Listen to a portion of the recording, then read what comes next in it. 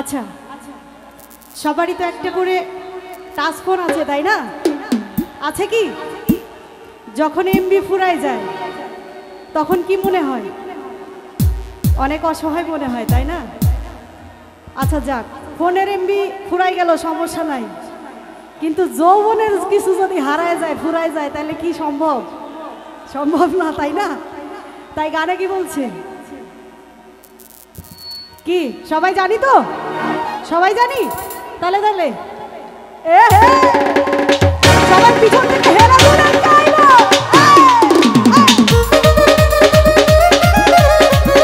এই যে এইদিকে সবাই একসাথে